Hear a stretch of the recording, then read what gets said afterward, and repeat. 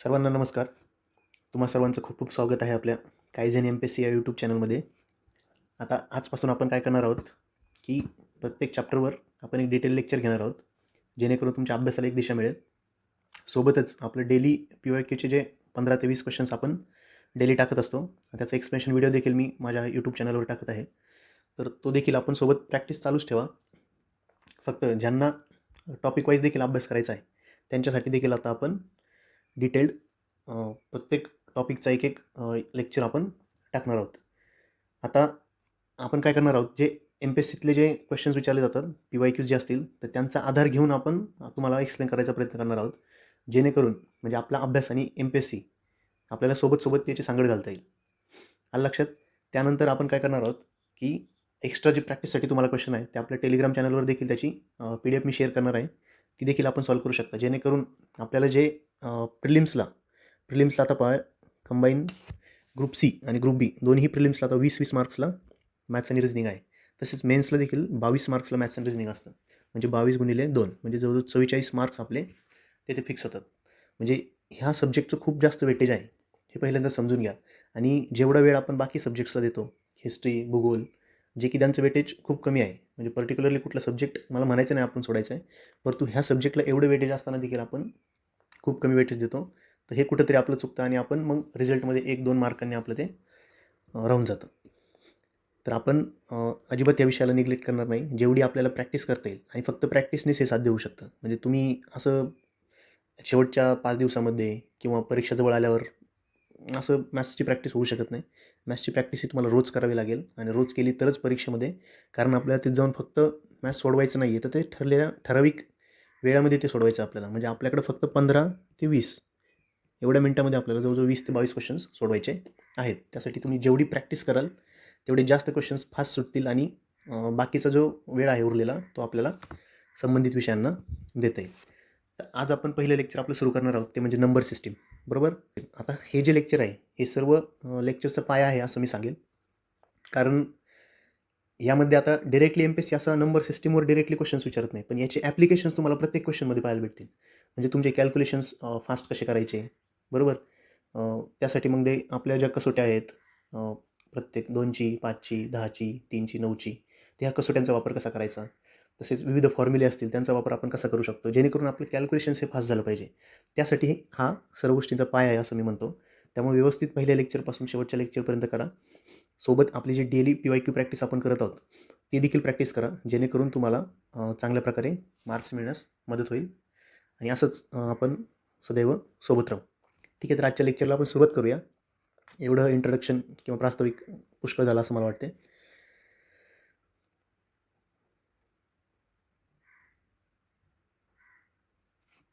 आता number system आपल्याला माहिती की वेगवेगळी नंबर सिस्टीम जगामध्ये उपलब्ध आहे. जसे सर्वात अगोदर आपण पाहतो की रोमन नंबर सिस्टीम उपलब्ध होती, तर ज्यामध्ये अक्षरांचा वापर केला जायचा अंकांच्या ऐवजी. तर ही रोमन प्रणाली जी आहे ती मी खाली इथं दाखवलेली आहे. आता त्या रोमन प्रणालीमध्ये काही विशिष्ट लेटर्स होते, त्याचे विशिष्ट अंकांचं त्याला महत्त्व होतं. म्हणजे त्या अंकांनी तसं रिप्रेझेंट केले जायचे. तर हे आपल्याला परीक्षेला जास्त विचारणार नाही, फक्त जे मोजकेच जे आहेत लेटर्स ते अंकामध्ये कसे लिहिले जायचे तर हे आपल्याला माहिती असणं आवश्यक आहे.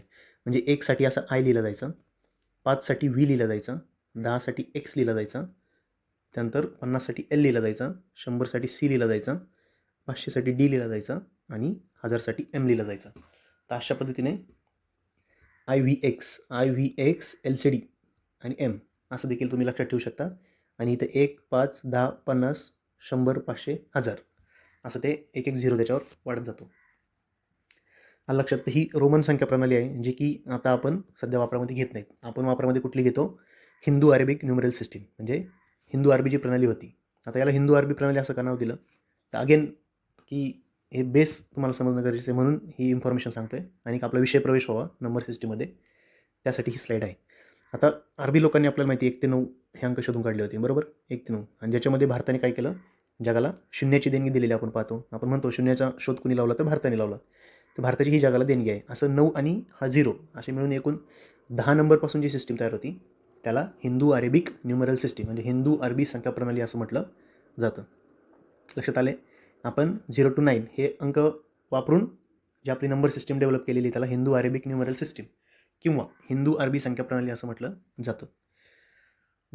ज्यांना इंग्लिशमध्ये चांगलं समजतं किंवा ज्यांना मराठीमध्ये चांगलं समजतं, दोघांसाठीही आपण दोन्हीही लँग्वेजचा वापर करणार आहोत, जेणेकरून तुम्हाला ते व्यवस्थितरित्या समजून जाईल. पुढचं पाहूया आपण. आता नंबर सिस्टीममध्ये आपल्याला बऱ्याच वेळा कधी असा प्रश्न विचारला जातो की एक संख्या दिली जाते, त्या संख्येमधील आपल्याला एक विशिष्ट अंकाची आपल्याला दर्शनी किंमत आणि त्याची स्थानिक किंमत काढायला सांगतात. तर दर्शनी किंमत आणि स्थानिक किंमत म्हणजे काय हे आपल्याला प्रथम माहिती पाहिजे. आता दर्शनी किंमत नावातच आहे. पण दर्शनी म्हणजे काय, जी दिसता क्षणी तुम्हाला दिसते, बरोबर. मग एखादे अंक किंवा जी संख्या आहे ती पाहता क्षणीच तुम्हाला कळतं की याची दर्शनी किंमत काय, तिला दर्शनी किंमत असं म्हणतात. त्याला फेस व्हॅल्यू इंग्लिशमध्ये असं म्हणतात.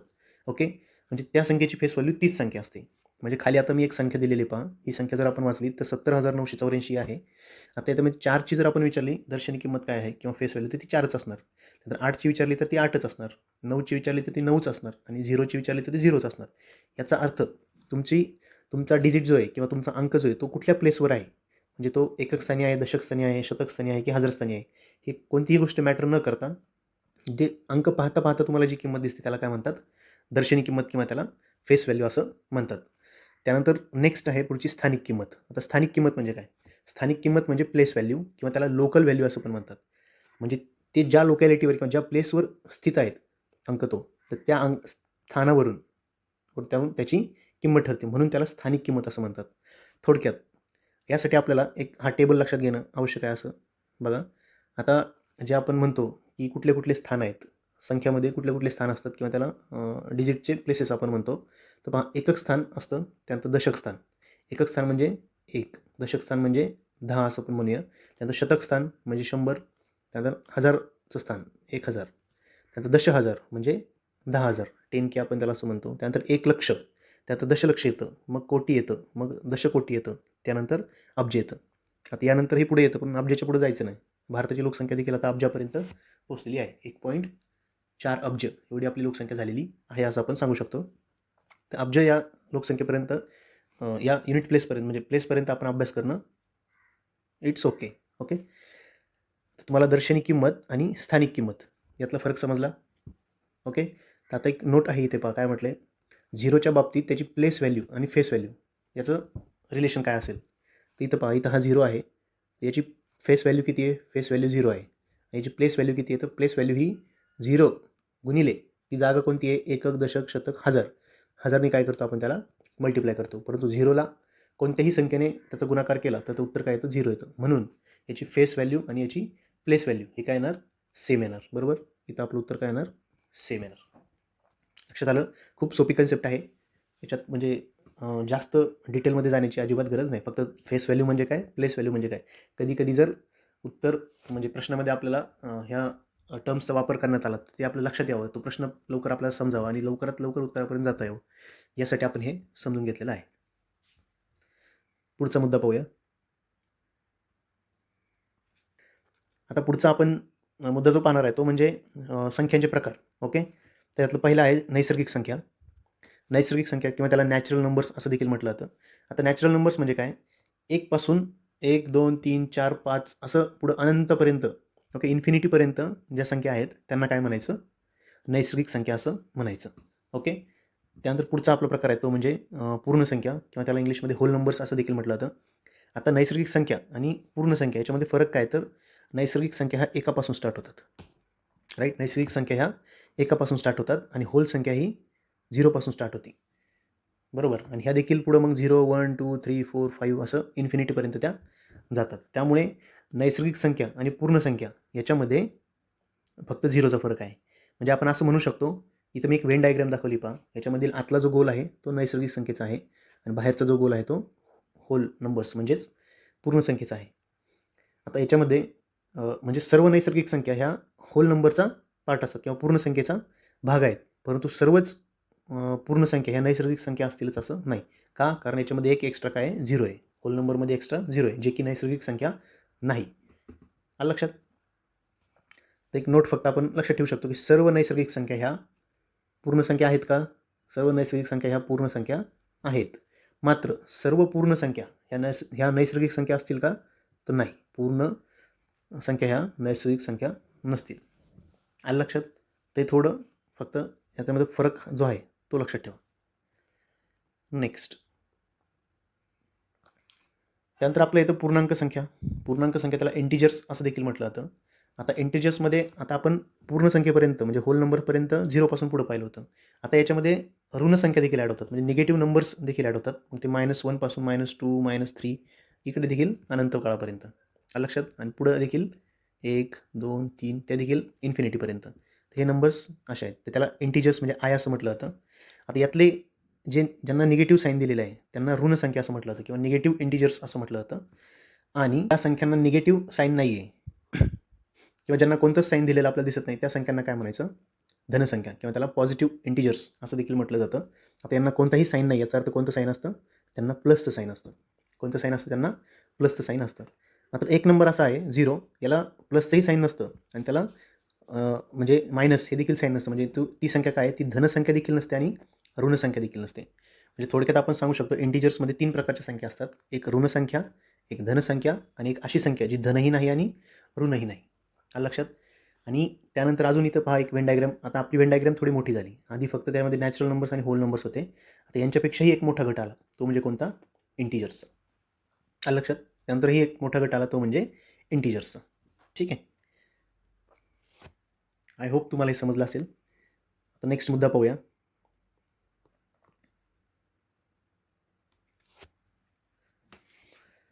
आता पुढचा मुद्दा आहे आपला समसंख्या म्हणजे इवन नंबर्स किंवा विषम संख्या, त्याला ऑड नंबर्स असं देखील म्हटलं जातं. तर हे नैसर्गिक संख्यांचे प्रकार आहेत. बरोबर. समसंख्या आणि विषम संख्या हे नैसर्गिक संख्यांचे प्रकार आहेत. त्यामुळे जे निगेटिव्ह पूर्णांक संख्या आहेत, निगेटिव्ह इंटिजर्स, त्यांचा यामध्ये विचार करायचा नाही. म्हणजे असा प्रश्न विचारायचा नाही की -5 ही सम असेल की विषम असेल, -10 ही सम असेल की विषम असेल. लक्षात. तर याच्यामध्ये फक्त निगेटिव्ह इंटिजर्स सोडून बाकी सर्व हे त्याचे प्रकार आहेत असं आपण म्हणू शकतो. आता पुढं पहा, समसंख्या कशाला म्हणायचं, की ज्या संख्यांच्या एकक स्थानी 0 2 4 6 आणि 8 म्हणजे 0 2 4 6 8 हे अंक ज्या संख्येच्या एकक स्थानी असेल त्या संख्या काय म्हणायचं, सम म्हणायच्या. म्हणजे थोडक्यात समसंख्या काय असतात रे, दोन्ही डिव्हिजिबल असतात. बरोबर. त्या संख्यांना आपण दोन्ही भाग देऊ शकतो आणि भाग दिल्यानंतर बाकी 0 उरते, अशा संख्यांना काय म्हणायचं, समसंख्या म्हणायचं. जसं की 62. 62 आता हिच्या एकक स्थानी 2 आहे म्हणजे ही समसंख्या आहे असं देखील तुम्ही म्हणू शकता. किंवा 62ला 2ने भाग जातो म्हणजे बे त्रिक 6 आणि बे एक बे 31चा भाग गेला आणि बाकी 0 उरली, तर अशा संख्यांना देखील काय म्हणू शकता तुम्ही, त्या समसंख्या आहेत. त्यानंतर विषम संख्या म्हणजे काय, ज्या संख्यांच्या एकक स्थानी 1 3 5 7 9 ह्या संख्या असतात त्या संख्यांना काय म्हणायचं, विषम संख्या म्हणायचं. किंवा ज्या संख्येला 2ने भाग दिला असता बाकी 1 उरते, बाकी किती उरते, 1 उरते, तर अशा वेळेस त्या संख्यांना काय म्हणायचं, विषम संख्या म्हणायचं.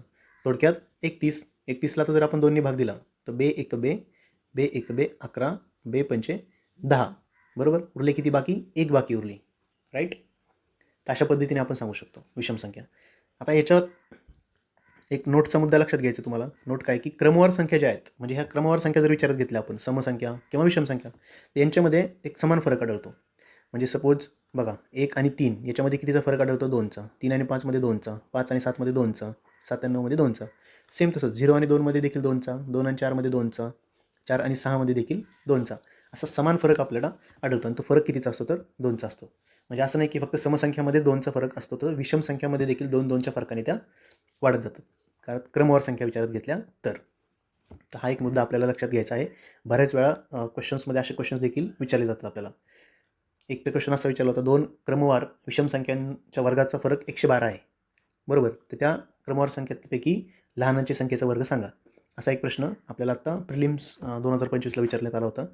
तर ह्यासाठी तुम्हाला ते क्रमवार संख्या मध्ये जो आहे, तर एक संख्या जर x असेल तर दुसरी संख्या x+2 असते, हे लक्षात घेणं. त्यासाठी ही नोट महत्त्वाची, की क्रमवार विषम संख्या असतील किंवा क्रमवार समसंख्या असतील यांच्यामध्ये समान फरक हा कितीचा असतो, 2चा असतो.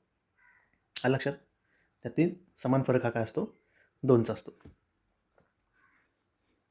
पहा, म्हणजे इनडायरेक्टली आपण म्हणतो की याच्यावर क्वेश्चन्स विचारले जात नाहीत, तर काही ठिकाणी याच्यावर क्वेश्चन्स देखील विचारले जात आहेत आणि त्याच्यावर इनडायरेक्टली आपण ॲप्लिकेशन देखील त्याचे देखील क्वेश्चन्स आपल्याला विचारतात.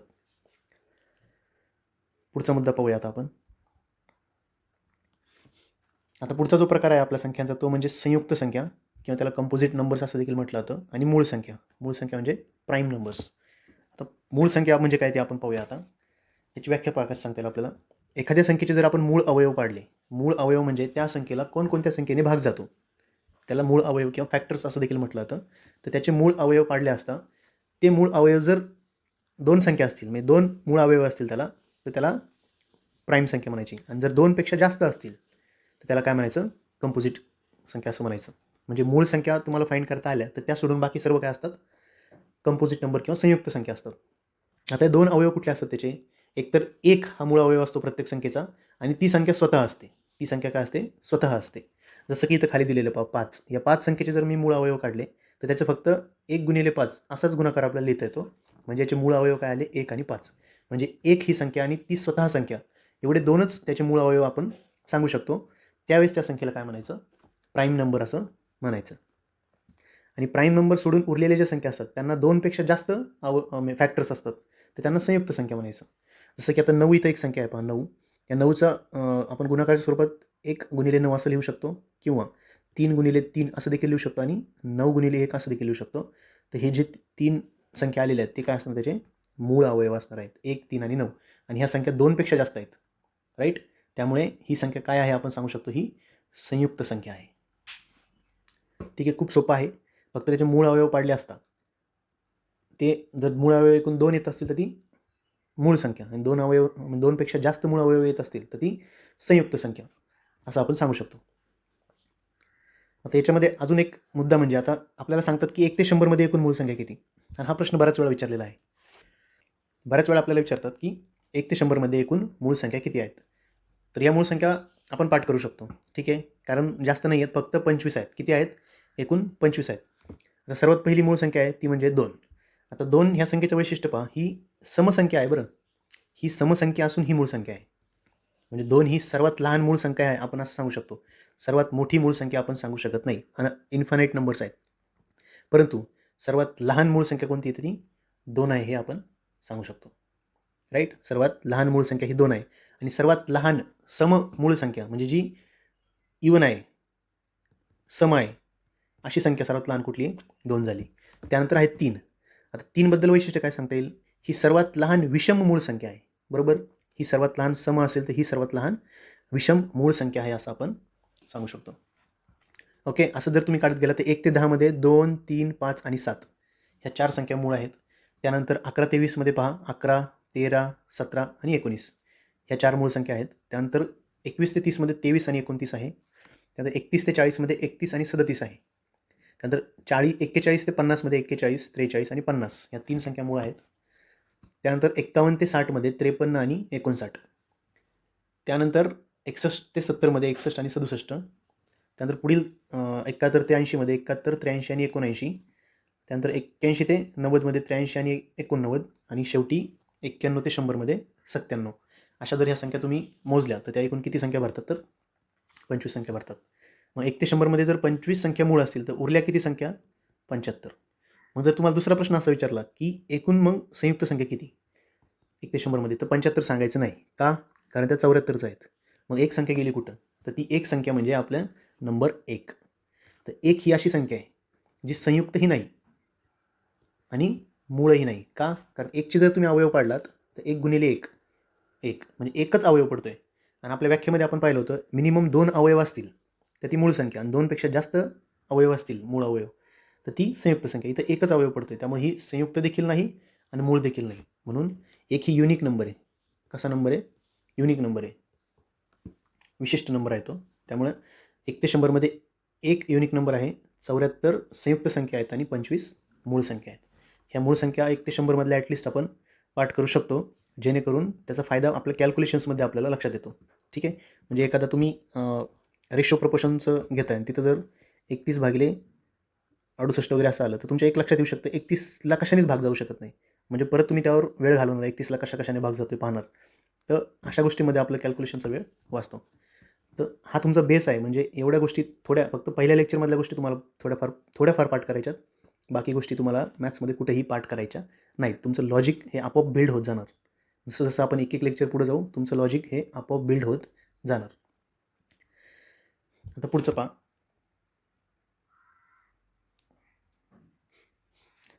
आता याच्यामध्ये अजून एक गोष्ट सांगायची की पुढच्या 100 ते 200 मध्ये एकूण 21 संख्या मूळ आहेत.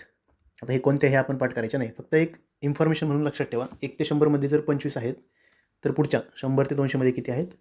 21 आहेत, हे आपण सांगू शकतो.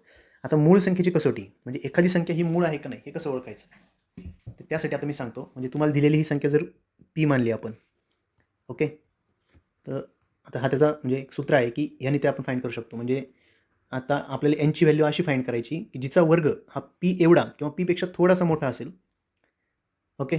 त्यानंतर आपण एनपेक्षा जे छोटे मूळ अवयव आहेत त्यांनी भाग देऊन पाहणार आहोत. जर त्यांनी भाग गेला तर ती संख्या मूळ नसेल आणि भाग नाही गेला तर ती संख्या मूळ असेल.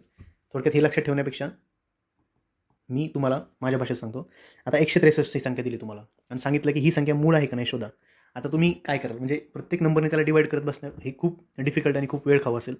तर त्यापेक्षा काय करायचं, 163च्या जवळचा मोठा वर्ग कोणता आहे, वर्गसंख्या.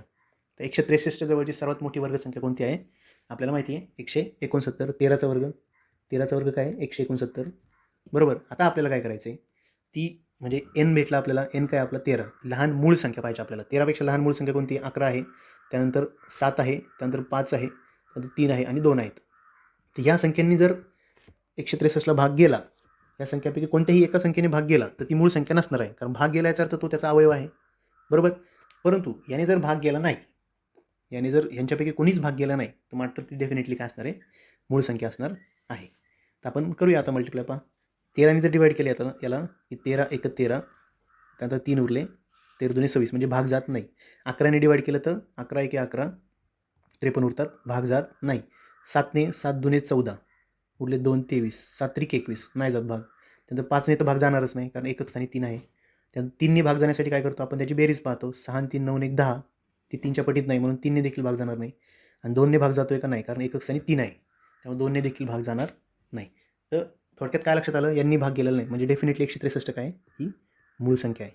ओके, हे बऱ्यापैकी तुम्हाला माहिती नसेल, परंतु मूळ संख्या फाईंड करण्याची देखील कसोटी आहे. खूप सोपं आहे. तुम्ही 1-2 असेच मनाने नंबर घ्या तर त्यांची प्रॅक्टिस करा, तर तुम्हाला ते अजून जास्त सोपं जाईल.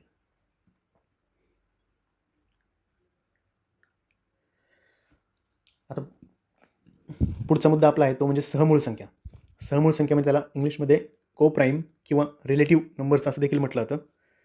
आता थोडक्यात व्याख्या पाहायची, तर एखाद्या संख्येचे मूळ अवयव पाडले असतं, म्हणजे फॅक्टर्स त्याचे पाडले असता, फक्त एक हाच कॉमन अवयव निघतो त्यांचा, तेव्हा त्याला काय म्हणायचं, सहमूळ संख्या. तर सहमूळ संख्या 2 जोडीने पाहिजेत, म्हणजे ए आणि बी अशी जोडीने पाहिजेत त्या. म्हणजे आता 12 आणि 35 या सहमूळ संख्या आहेत का असं जर तुम्हाला सांगितलं तर तुम्ही काय कराल, 12च्या आधी अवयव पाडून घ्याल. ते अवयव येतात 1 2 3 4 6 आणि 12. हे कसे आले, तर म्हणजे 1ला 12ने गुणू शकतो, 2ला 6ने गुणल्यावर 12 येतं, 3ला 4ने गुणल्यावर 12 येतं, म्हणजे जे फॅक्टर्स पाडलेले आपण, बरोबर. त्यानंतर 35चे अवयव काय येतात, 1 5 7 आणि 35. यामध्ये जर तुम्ही कॉमन काय ते पाहिलं तर फक्त एक हाच कॉमन आहे. जर एक हाच कॉमन असेल, फक्त एक हा अवयव कॉमन असेल, तर काय म्हणू शकतो आपण, त्या सहमूळ संख्या आहेत किंवा को प्राईम नंबर्स आहेत, म्हणजे जोडीने असणाऱ्या प्राईम आहेत, जोडी प्राईमची जोडी आहे ती. असं भले यातली 12 ही प्राईम संख्या नाही आहे, 35 ही देखील प्राईम संख्या नाही, परंतु ह्या सहमूळ संख्या आहेत. एक वैशिष्ट्य इथं लक्षात घ्या तुम्ही. ते आता तुम्हाला 20 आणि 25 जर सांगितलं तर त्याचे देखील तुम्ही असे अवयव पाडून घेतले. 20चे अवयव पाडून घेतले, 1 2 4 5 10 आणि 20, आणि 25चे 1 5 आणि 25 असे अवयव तुम्ही पाडून घेतले. तर यामध्ये कॉमन आता पाहिलं तर इथं 1 देखील कॉमन आहे आणि 5 देखील कॉमन आहे. तर मग आपण काय सांगू शकतो की याला 1 आणि 5 हे 2 अशा जोड्या आपल्याला भेटतात कॉमन असणाऱ्या. तर ह्या संख्या सहमूळ संख्या नाहीत. लक्षात आलं. आता अवयव कसे पाडायचे हे एक फक्त ज्या मुलांना नसेल माहिती तर त्यांच्यासाठी फक्त मी एक सांगून देतो. आता सपोज 12चे अवयव पाडायचे मला, तर मी काय करणार, 12ला काय करणार, 1 गुणिले 12ने मल्टिप्लाय करणार आधी. आता डेफिनेटली यांचे जे अवयव असणार ते 1 आणि 12च्या आतमध्येच असणार, राईट. मग दोन्ही चेक करणार, 2नी जातोय भाग, 2 गुणिले 6. आता पुढचा जो संख्या आहे ना ती 6पेक्षा कमी आणि 2पेक्षा मोठी असणार, 3ने चेक केलं, 3 चोक 12. आता 3 आणि 4च्या मध्ये कोणतीच संख्या नाही आहे, म्हणजे आता याला जाणार नाही. मग आता उरले फक्त हे जोड्या आहेत त्यांचं उलटं करायचं फक्त. 2 गुणिले 7 याचं 3 गुणिले 4चं 4 गुणिले 3 होणार, 2 गुणिले 6चं 6 गुणिले 2 होणार, आणि 1 गुणिले 12चं 12 गुणिले 1 होणार. हे जे अवयव पडतात याला काय म्हणायचं, फॅक्टर्स किंवा मूळ अवयव. 1 2 3 4 6 आणि 12, तेच मी इथं लिहिलं, 1 2 3 4 6 आणि 12. असे अवयव तुम्ही पाडू शकता. ठीक आहे. ज्यांना मूळ अवयव कसे पाडायचे माहिती नसेल त्यांच्यासाठी थोडी एक एक्स्ट्रा इन्फॉर्मेशन सांगितली. परंतु तुम्ही या ठिकाणी आलेला आहात तर MPSC थोडं तुमच्याकडून जास्त डिमांड करते की तुमचं बेसिक्स ऑलरेडी क्लिअर असलं पाहिजे. तरी देखील आपण काही हरकत नाही. नसेल क्लिअर तरी आपण आता सोबत सर्व गोष्टी क्लिअर करणार आहोत. पुढची कन्सेप्ट आहे आपली जोडमूळ संख्यांची. जोडमूळ, आता सहमूळ संख्या आपण पाहिल्या, आता जोडमूळ संख्या म्हणजे काय, किंवा त्याला ट्विन प्राईम नंबर्स असं म्हणतात. Twin prime numbers. ओके, म्हणजे आता बघा याची व्याख्या काय सांगता येईल आपल्याला. ज्या मूळ संख्यांमध्ये 2चा फरक आहे, ज्या मूळ संख्यांमध्ये, म्हणजे ही देखील एक जोडी असते दोन संख्यांची ए आणि बी, फक्त त्यातली ए ही देखील प्राईम नंबर असते आणि बी देखील प्राईम नंबर असते. तर अशा दोन प्राईम संख्यांची जोडी ज्यामध्ये 2चा फरक आहेत त्यांना काय म्हणायचं, जोडमूळ, म्हणजे जोडून येणाऱ्या मूळ संख्या. काय म्हणायचं, जोडमूळ संख्या, म्हणजे जोडून येणाऱ्या मूळ संख्या. कधी पण टायटलची चिरफाड करायची, त्यातनंच आपल्याला बराचसा अर्थ कळतो. हे माझ्या अभ्यासाची एक पद्धत आहे, टायटलची चिरफाड करणे. ओके, टायटलमध्येच आपल्याला पूर्ण कन्सेप्ट कळून जाते. जोडमूळ म्हणजे काय, जोडून आलेली मूळ संख्या. ओके, आता 1 ते 100मध्ये जर पाहिलं, अशा भरपूर जोड्या आहेत. फक्त आपण 1 ते 100मध्ये जर विचार केला तर 1 ते 100मध्ये आता किती जोड्या आहेत असं आपल्याला विचारलं. एकूण मूळ संख्या आहेत 25 पैकी. आता इथं पहा 3 आणि 5, 3 आणि 5 याच्यामध्ये काय आहे, 2चा फरक आहे. 5 वजा 3 2 येतात. तसेच 5 आणि 7मध्ये काय आहे, यात देखील 2चा फरक आहे. त्यानंतर 11 आणि 13मध्ये देखील 2चा फरक आहे. 17 19, 29 31, 41 43, 59 61 आणि 71 73. तर ह्या सर्व मिळून एकूण किती जोड्या बनतात, 1 2 3 4 5 6 7 आणि 8. म्हणजे 1 ते 100मध्ये जोडमूळ संख्यांच्या एकूण किती जोड्या आहेत असं जर आपल्याला विचारलं तर त्या 8 जोड्या आहेत असं आपण सांगू शकतो. लक्षात येते, जोडमूळ संख्या नावातच ते आहे. पुढचा मुद्दा आपण पाहूया. आता आपण संख्यांचा जो प्रकार आहे त्याच्या शेवटाकडे आलेलो आहोत, बरोबर. आता म्हणजे इथं आपल्याला संख्यांचे प्रकार आपले संपणार आहेत. त्यातील पहिली संख्या आहे ती म्हणजे परिमेय संख्या आणि दुसरी संख्या आहे ती अपरिमेय संख्या. आता व्हेन डायग्राममध्ये जर यांना लिहायला गेलं तर आत्तापर्यंत आपण काय पाहिलेलं आहे पहा. सगळ्यात आतमध्ये काय आहे, नॅचरल नंबर्स पाहिलेलं आहे. नॅचरल नंबर नंतर काय पाहिलं आपण, होल नंबर्स म्हणजे पूर्ण संख्या पाहिले. पूर्ण संख्येनंतर काय पाहिलं आपण, इंटिजर्स पाहिले, म्हणजे पूर्णांक संख्या पाहिली, ज्यामध्ये निगेटिव्ह नंबर्स म्हणजे ऋण पूर्णांक आणि धन पूर्णांक असं देखील येतं. यांच्यापेक्षा देखील एक मोठा वेनमध्ये येणारा वर्तुळ आहे, ते म्हणजे परिमेय संख्याचा, त्याला रॅशनल नंबर्स असं म्हणतात. ओके, आणि ह्या अपरिमेय संख्या ज्या आहेत त्या मात्र या नंबर सिस्टीममध्ये न येतात, त्या बाजूला येतात. असं म्हणजे त्यांचं वर्तुळ असं आपण बाजूला लिहू शकतो. म्हणजे संख्यांना जर तुम्हाला सांगितलं की संख्यांना म्हणजे 4 ऑप्शन देतील, नैसर्गिक संख्या, पूर्ण संख्या, परिमेय संख्या आणि अपरिमेय संख्या, त्याला इरॅशनल नंबर म्हणतात. अपरिमेय संख्या यांचं व्हेन डायग्रॅमनी तुम्ही रिप्रेझेंट करा तर त्याची डायग्रॅम अशी येणार, कारण जे इरॅशनल नंबर्स आहेत ते ह्या नंबर सिस्टीमचा पार्ट नाही, ते वेगळे नंबर्स आहेत, म्हणजे त्यांना वेगळ्या वर्तुळाने आपल्याला लिहावं लागेल. तर ते आता आपण समजून घेऊया. आता परिमेय संख्या, किंवा त्याला इंग्लिशमध्ये हे सोपे पहा, म्हणजे टायटलची आपल्याला जर म्हणजे आपले स्टाईल आहे टायटलची चिरफाड करायची, तर रॅशनल नंबर म्हणजे बघा याच्यामध्ये एक शब्द दिसतो तुम्हाला, रेशो. रेशो म्हणजे काय, जी संख्या आपण रेशोच्या फॉर्मॅटमध्ये लिहू शकतो, P/Q, म्हणजे ज्या संख्येला आपण रेशोच्या फॉर्मॅटमध्ये लिहू शकतो P/Q. आणि या ठिकाणी एक अट आहे की ते म्हणजे Q0 नाही पाहिजे, कारण Q जर 0 असेल तर ते मात्र गणितामध्ये नॉट डिफाईन. गणितामध्ये काय आता म्हणजे 4/0 हे गणितामध्ये डिफाईन केलेलं नाही, म्हणजे याला हे फाईंड करता येत नाही. तर ठीक आहे, तर असं नाही पाहिजे, छेदस्थानी 0 नाही पाहिजे. तर त्याला आपण असं लिहू शकतो, P/Q म्हणजे या फॉर्मॅटमध्ये लिहू शकतो. तर अशा संख्यांना काय म्हणायचं, रॅशनल नंबर किंवा परिमेय संख्या असं म्हणायचं. तसेच या संख्या ज्या आहेत त्या डेसिमल फॉर्मॅटमध्ये लिहिताना त्या ते टर्मिनेटिंग किंवा रिपीटिंग डेसिमलमध्ये लिहिता येतात. टर्मिनेटिंग म्हणजे काय, म्हणजे ज्याचं एक सर्टन पॉईंट नंतर ते डेसिमल थांबतात. जसं की आता एक्झाम्पल घेऊया, 4/5 ही संख्या आहे. आता हा रेशोमध्ये लिहिलेलं आहे, म्हणजे ही रॅशनल नंबर आहे. तर 4/5 कसं लिहू शकतो आपण, 0.8. का, कारण 4ला 5नी भागलं तर 5 0 0. आता इथं पॉईंट दिल्यावर 1 0 घ्यायचा, 5 8 40, म्हणजे 0.8 आला. आता इथं थांबलं आहे, डेसिमल पॉईंट इथं थांबला आहे. 0.8 नंतर डेसिमल पॉईंट म्हणजे डेसिमल जे आहे आपले जे प्लेसेस आहे, असं 8 8 8 असं नाही आलेलं, काय झालं, थांबलेलं आहे. तर त्याला काय म्हणायचं, टर्मिनेटिंग म्हणजे थांबणारं. किंवा रिपीटिंग, रिपीटिंग म्हणजे तीच संख्या रिपीट होते किंवा एक संख्येचा समूह रिपीट होतोय. आलं लक्षात. जसं की आता -2/3 असेल तर 3ने जर 2ला भागलं तर ते उत्तर आपलं काय होतं, ते नेहमी 6 6 6 6 6 असं कंटिन्यू चालत राहणार. जरी ते रिपीट म्हणजे 6 6 6 6 फिक्स नसलं किती आहेत ते, परंतु ते रिपीटिंग आहे ना, एक 6 नंबर काय होतं, रिपीट होते. तर त्याला आपण असं 0.612 असं लिहितो आणि ते मायनसमध्ये लिहितात. आलं लक्षात. तर त्यात 0ला 0.00 लिहू शकतो, 4ला देखील 4.0 लिहू शकतो, आणि हा पूर्णांक जो त्याला 3.612 असं देखील लिहू शकतो. आता बार हा काय आहे तो मी सांगतोच तुम्हाला, फक्त थोडं आता परिमेय संख्या म्हणजे काय ते समजून घेऊया. एक लक्षात आलं तुम्हाला, ज्या संख्या डेसिमल नंतर त्या थांबतात, टर्मिनेट होतात किंवा त्या रिपीट होत राहतात सेम नंबर, तर अशा नंबर्सला देखील काय म्हणायचं, रॅशनल नंबर्स म्हणायचं. आता हे का सांगितलं, कारण इरॅशनल नंबर समजताना हा पॉईंट समजणं गरजेचं आहे. लक्षात येते, परिमेय संख्या लक्षात आला म्हणजे प्रत्येक नॅचरल नंबर म्हणजे नैसर्गिक संख्या ही पूर्ण संख्या असणार आहे, पूर्णांक संख्या असणार आहे आणि परिमेय संख्या देखील असणार आहे. म्हणजे परिमेय संख्या हा संख्येतला सर्वात मोठा गट आहे असं आपण म्हणू शकतो. आता पुढील मुद्दा आपण इरॅशनल नंबरचा पाहूया. काय म्हटले पहा, इरॅशनल नंबर. आता या संख्या डेसिमलमध्ये लिहिता येतात आपल्याला, बरोबर.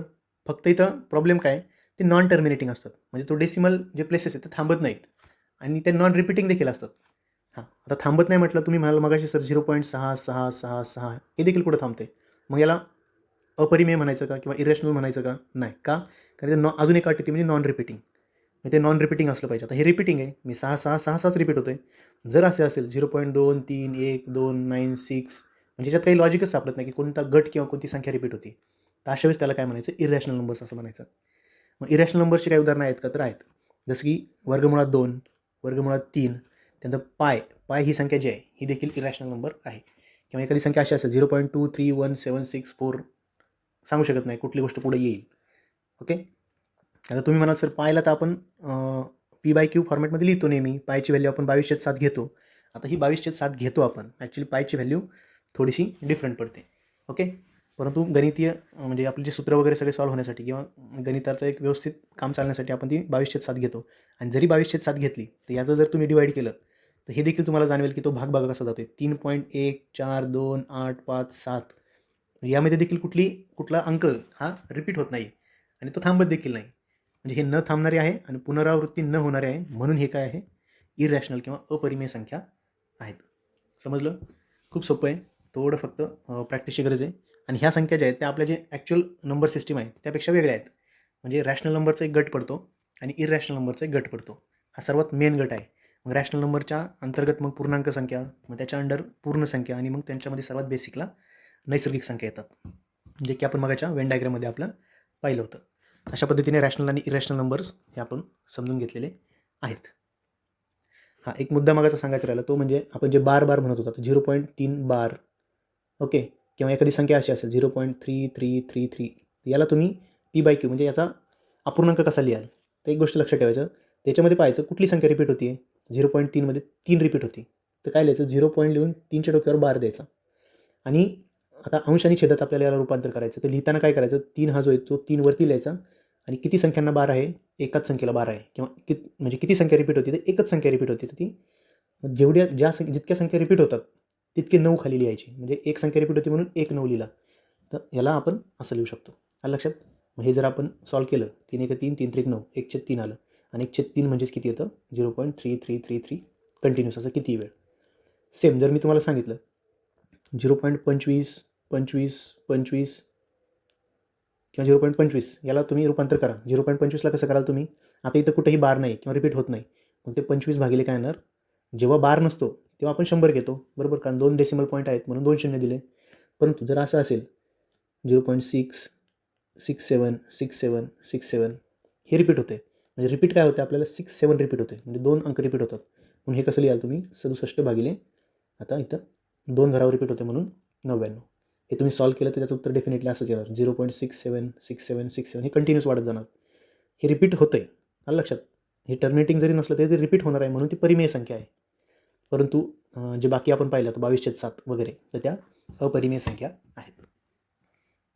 अशा पद्धतीने जे नंबर सिस्टीम आहेत ते आपण व्यवस्थितरित्या पाहिलेलं आहे.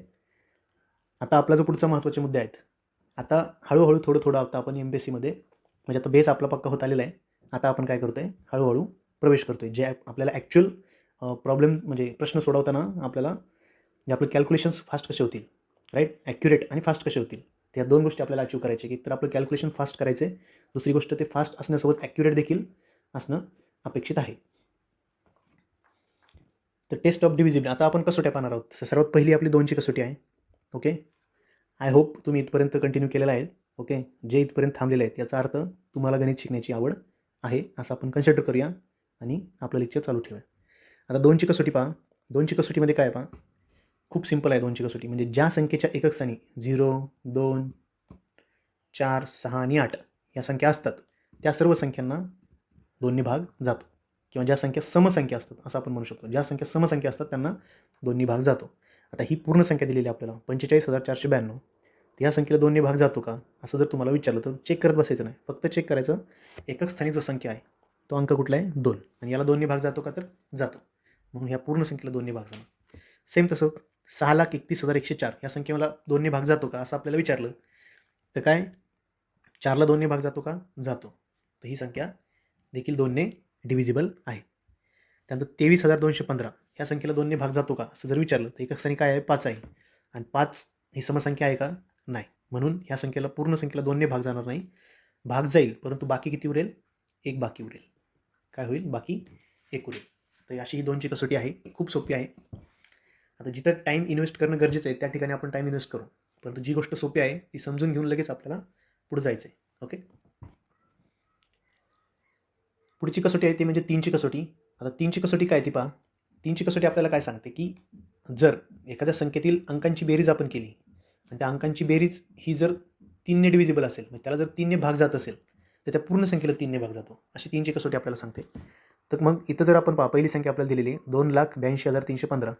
आपण काय करूया सर्व अंकांची बेरीज करूया. 2 + 8 + 2 + 3 + 1 + 5 ही किती येते 8 आणि 2 10, 10 आणि 2 12, 12 आणि 3 15, 15 आणि 1 16, 16 आणि 5 किती होतात 21. 21ला 3ने भाग जातो का तर जातो. 7चा भाग जातो. 3 7 21. तर डेफिनेटली या पूर्ण संख्येला काय होणार 3ने भाग जाणार. तुम्ही देऊन पहा. त्यानंतर पुढचं आहे पहा. आता याची देखील आपण काय करणार बेरीज करणार आहोत. 8 + 6 + 9 + 4 + 5 + 3. 8 आणि 6 14, 14 आणि 9 किती होतात 23, 23 आणि 4 किती होतात 27, 27 आणि 5 किती होतात 32, 32 आणि 3 किती होतात 35, 32 आणि 3 किती होतात तर 35. 35ला 3ने भाग जातो का नाही जात. राईट. 36ला भाग जातो का आणि 33ला भाग जातो. 35ला भाग जात नाही. त्यामुळे ह्या पूर्ण संख्येला 3ने भाग जाणार नाही. ओके. त्यानंतर पुढची संख्या चेक करूया. 2,46,591 यातील अंकांची बेरीज करूया. 2 + 4 + 6 + 5 + 9 + 1. 2 आणि 4 किती होतात 6, 6 आणि 6 12, 12 आणि 5 17, 17 आणि 9 26, 26 आणि 1 27. याला 3ने भाग जातो का तर जातो. 3 9 27. तर डेफिनेटली पूर्ण संख्येला काय होणार 3ने भाग जाणार. फक्त एक संख्येला जाणार नाही बाकी 2 संख्येला 3ने भाग जाणार. तर ही 3ची कसोटी आहे आणि ही कॅल्क्युलेशन्समध्ये तुम्हाला वापरायची आहेत. 3ची कसोटी डेफिनेटली वापरावीच लागते प्रत्येक ठिकाणी बऱ्याच ठिकाणी. म्हणजे आपण जेव्हा रेशो सिम्प्लिफाय करतो तर त्यावेळेस आपल्याला चेक करावं लागतं की ह्या दोन्ही संख्यांना 3ने भाग जातोय का नाही. तर तो देऊन पाहण्यापेक्षा आपण आधी काय करतो अंकांची बेरीज करतो. ती जर 3च्या पटीत असेल तर डेफिनेटली त्याला संख्येला 3ने भाग जाणार आहे आणि तो भाग देऊन टाकतो. नेक्स्ट आता 9ची कसोटी काय आहे पहा. 9ची कसोटी पहा. 9ची कसोटी आपल्याला काय सांगते की सेम जशी 3ची कसोटी आहे तशीच 9ची कसोटी आहे. अंकांची बेरीज करायची आणि ती बेरीज जर 9च्या पटीत असेल 9 किंवा 9च्या पटीत असेल तर काय म्हणायचं त्या संख्येला 9ने भाग जातो. करूया बेरीज. 7 + 3 + 4 + 5 + 4 + 4.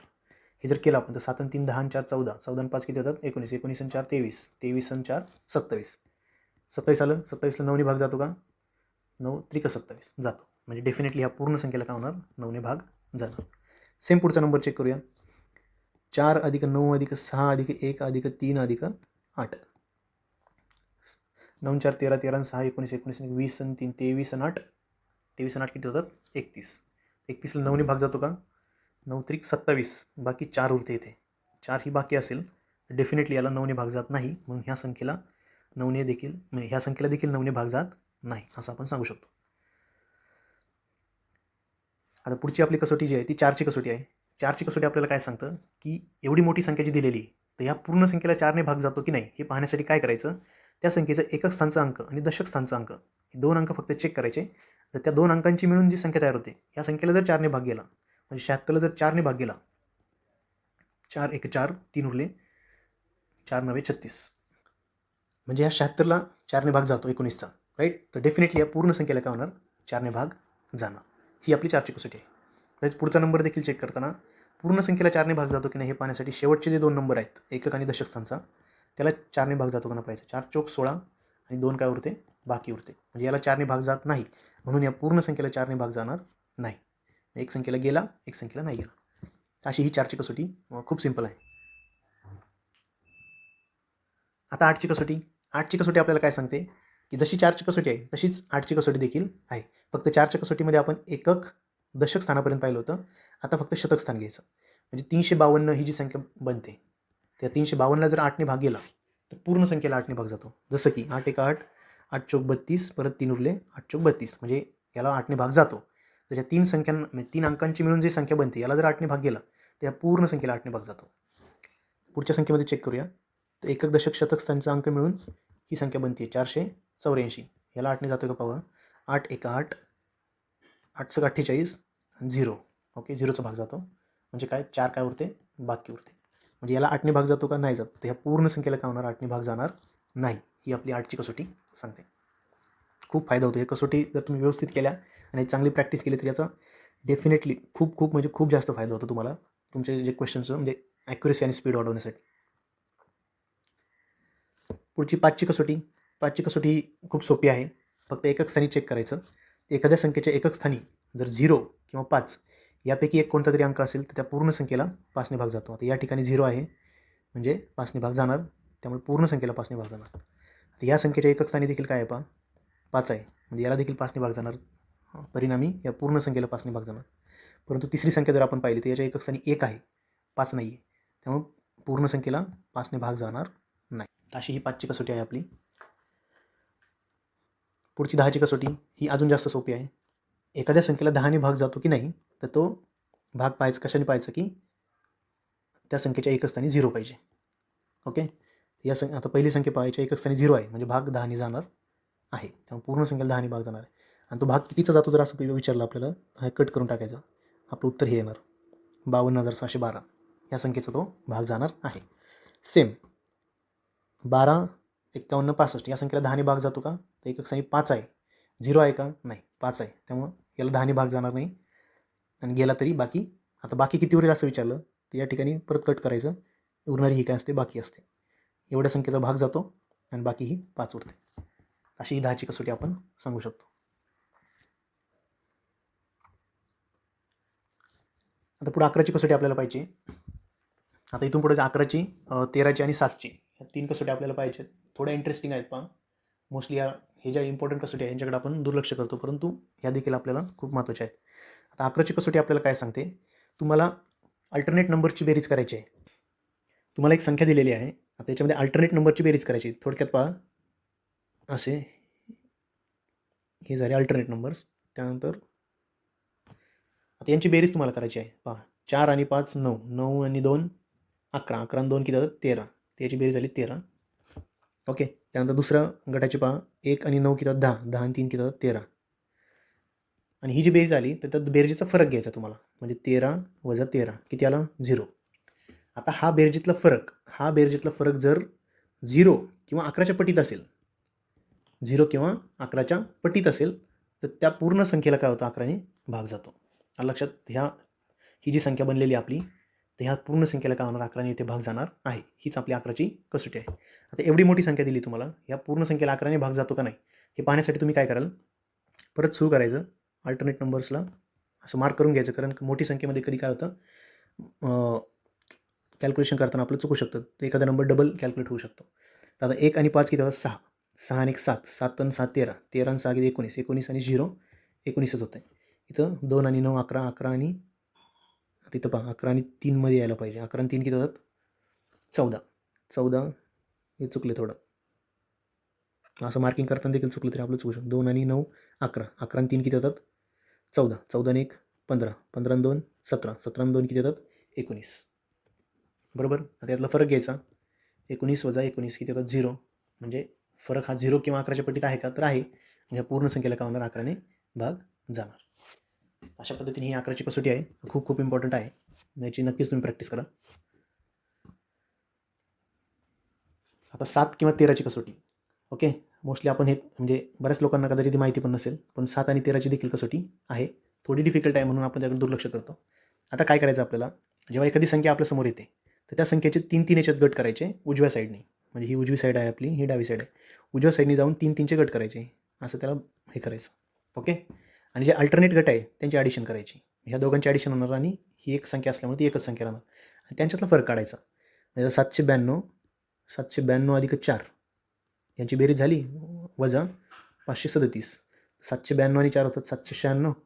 यातनं 537 जर आपण वजा केले 7 9 5 259.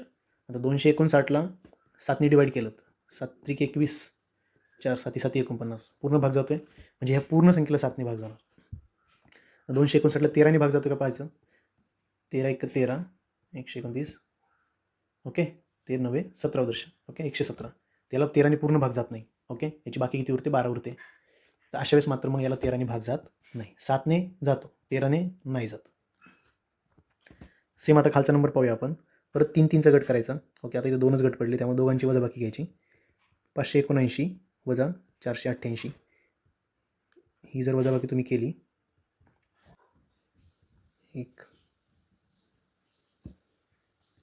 91. आता याची वजाबाकी किती आलेली आहे 91 आलेली आहे. तर 91ला चेक करा 7ने भाग जातो का. यस, 13चा भाग जातो. म्हणजे ही संख्या पूर्ण संख्या 7ने डिवाईड होऊ शकते. 13ने भाग जातो का. हो, 13 7 91. तर 13ने देखील ही संख्या डिवाईड होते. तर ही 7 आणि 13ची कसोटी आहे. Okay, next. आता आपण आपल्या नंबर सिस्टीम या लेक्चरच्या शेवटाकडे आलेलो आहोत. आता एक फॅक्टोरियल म्हणजे काही एक कन्सेप्ट आहे. आता ही का समजून घ्यायचं की जेव्हा आपण प्रोबॅबिलिटीचे गणित सोडत असतो तेव्हा आपल्याला परम्युटेशन आणि कॉम्बिनेशन या 2 गोष्टी आहेत ते वापरताना आपल्याला फॅक्टोरियल वापरावे लागतात. म्हणजे थोडक्यात फॅक्टोरियल म्हणजे काय ते समजून घेऊया. आता एन फॅक्टोरियल म्हणजे कोणत्याही संख्येचं फॅक्टोरियल म्हणजे काय असतं. ती स्वतः संख्या त्यानंतर एकने कमी होत जाणारी संख्या यांचा गुणाकार असतो. कुठपर्यंत 3 2 1 पर्यंत. 1 पर्यंत ती संख्या घेऊन जायच्या. जसं की 4 फॅक्टोरियल असेल पहा. तर 4 फॅक्टोरियल कसं लिहितो आपण 4 गुणिले 3 गुणिले 2 गुणिले 1 पर्यंत. तर हे 24 आलं लक्षात. नंतर 1 फॅक्टोरियल. 1 फॅक्टोरियल म्हणजे 1 पर्यंतच गुणाकार करायचा. आता बऱ्याच वेळा असं होतं मग 0 फॅक्टोरियल म्हणजे किती. तर एक जेव्हा स्टार्टिंगला ही फॅक्टोरियल कन्सेप्ट आली तेव्हा कदाचित 0चा शोध लागलेला नव्हता अरबी लोकांना. तर फॅक्टोरियल त्यांनी असं सांगितलं की 1 पर्यंत घेऊन जायचं त्याला फॅक्टोरियल म्हणायचं. तर मग ते गणितीय म्हणजे गणित व्यवस्थित चालावं यासाठी मग 0 फॅक्टोरियल हा देखील गणितामध्ये एक मानला जातो. जसं कोणत्याही संख्येला 0ने डिवाईड केल्यावर नॉट डिफाईन येतं तसं 0चं फॅक्टोरियल देखील 1 मानलं जातं. तर याला देखील एक म्हणजे आपण सांगू शकतो. एन फॅक्टोरियल कसं लिहितात वरती n+1 फॅक्टोरियल भागिले n+1. म्हणजेच 4 फॅक्टोरियल किती आहे 5 फॅक्टोरियल भागिले 5. 4पेक्षा 1ने मोठं असणाऱ्या संख्येचं फॅक्टोरियल भागिले ती मोठी संख्या इथं खाली लिहिली तर आपल्याला सेमच उत्तर मिळतं. 4 फॅक्टोरियल्स भेटतात. जसं की 5 फॅक्टोरियल 120 होतात भागिले 5 किती येतं 24 येतं. आणि इथं देखील 24 आपले 4 फॅक्टोरियल 24 आलेले. सेम तसं असं करत गेलं तर आपण 1 फॅक्टोरियल याच्यापेक्षा 1ने मोठी असणारी संख्या काय होतं 2 फॅक्टोरियल भागिले 2 एकच येतं राईट. आणि 1 फॅक्टोरियल देखील एकच आहे. तसंच मग 0 फॅक्टोरियल जर आपण लिहिलं तर 0पेक्षा 1ने मोठी संख्या 1 आहे. तो 1 फॅक्टोरियल भागिले 1 म्हणजे तो देखील काय येतो 1 येतो. म्हणून 0 फॅक्टोरियल काय लिहिलं जातं 1 लिहिलं जातं. अशा पद्धतीने फॅक्टोरियल ही कन्सेप्ट फक्त आपल्या लक्षात ठेवायची जी की पुढे जाऊन आपण प्रोबॅबिलिटीमध्ये परम्युटेशन आणि कॉम्बिनेशन याच्यामध्ये ती वापरणार आहोत. आणि आपली संभाव्यता काढा असं आपल्याला डायरेक्ट 2 मार्काला गणितं असतात. ठीक आहे, पुढचा मुद्दा पाहूया. आता इम्पॉर्टंट फॉर्म्युलेज आपल्या लक्षात ठेवायचे आहे. आता आजच्या लेक्चरची ही शेवटची स्लाईड आहे आपली. पहा नंबर सिस्टीममधलं शेवट. आता हे इम्पॉर्टंट फॉर्म्युले यासाठी लक्षात ठेवायचे की याचा वापर आपल्याला वेगवेगळे गणितं सोडवण्यासाठी होतो. आता जसं की हे पाठच करायचं आपल्याला डायरेक्ट a+b². तर हे कसं असतं a² + 2ab + b². ते आलं कसं तर तुम्ही म्हणजे करू शकता बघा. a+b² म्हणजे काय रे a+bला 2 वेळा लिहिलेलं आहे राईट. याने गुणून घ्या आतमध्ये. हे जर तुम्ही सॉल्व केलं तर पुढे हेच उत्तर येतं a² + 2ab + b². सेम तसंच a - b² म्हणजे काय a² - 2ab + b². इथं फक्त मायनसचा साईन फरक पडला पहा. म्हणजे एका साईनचा फरक. हे 2 फॉर्म्युले लक्षात ठेवण्यासाठी सोपे आहेत. हे सोबत लक्षात ठेवायचे. फक्त मायनसचा फरक पडतो. त्यानंतर a² - b² याचा तर सर्वात जास्त यूज होतो. a + b याचे फॅक्टर्स कसे असतात a + b आणि a - b. त्यानंतर हा क्यूबचा फॉर्म्युला आहे a³ + b³ बरोबर काय असतं त्याचा एक फॅक्टर नेहमी a + b असतो. a³ + b³ एक फॅक्टर नेहमी a + b असतो. आणि पुढचा हा जो कंस आहे हा देखील दोन्ही ठिकाणी सेम पहा a³ - b³. इथं प्लस आणि मायनसचा फरक आहे. सेम तसंच इथे सर्व अवयव सेम आहेत. फक्त प्लस मायनस कुठं द्यायचं ते चेंज. इथं जर प्लस असेल तर पहिल्या कंसात प्लस आणि इथं मायनस असतं. इथं मायनस असेल तर पहिल्या कंसात मायनस आणि पुढं प्लस राहतं. एवढंच फक्त फरक तो दोघांमध्ये काय आहे. त्यानंतर a + b ब्रॅकेटचा क्यूब असेल तर ते a³ + 3a² b + 3ab² + b³. आता हे मला पाठ झालेलं आहे त्यामुळे मी ते तुमच्यासमोर असं वाचतोय. तुम्ही एकदा दोनदा तो लिहा ते आणि पाठ नसेल तर डेफिनेटली पाठ करा. याचा खरंच खूप जास्त तुम्हाला फायदा होतो. एवढे फक्त हे 3 आणि 3 6 2 8 8च फॉर्म्युले तुम्हाला पाठ करायचे. आणि सगळ्यात शेवटी a + b + cचा स्क्वेअर असेल तर तो काय असतो a² + b² + c² + twice ab + twice bc + twice ac. Okay, तर हे आपल्याला लक्षात ठेवायचे आहे. तर अशा पद्धतीने आपण जे नंबर सिस्टीमवरील आपलं जे पूर्ण लेक्चर होतं, जेवढं शक्य होईल तेवढं म्हणजे जे गरजेच्या गोष्टी आहेत म्हणजे फापट पसारा न सांगता उगाच लेक्चर मोठं करायचं म्हणून काही जे गरजेच्या गोष्टी नाहीत ते सांगण्यापेक्षा आपला MPSCचा आपल्याला आजचे पहिले लेक्चर असल्यामुळे तो बेस तयार करायचा होता. तो बेस तयार करण्याकडे आपण लक्ष दिलं आहे. आता जेव्हा इथून पुढे आपण प्रत्येक लेक्चर पाहणार आहोत, त्या प्रत्येक लेक्चरमध्ये आपण काय करणार आहोत की डिटेलमध्ये त्या घटकावर MPSCने कोणकोणते प्रश्न विचारलेत हे जर तुमच्या समोर आले तर तुम्हालाही एक विश्वास पडतो की हां, आपण जे लेक्चर करतोय ते योग्य लेक्चर करत आहोत. आणि नक्कीच तुम्हाला ह्या गोष्टींचा खूप फायदा होणार आहे, याची गॅरंटी मी तुम्हाला देतो. ठीक आहे, थँक्यू. भेटूया आता पुढच्या लेक्चरमध्ये. धन्यवाद.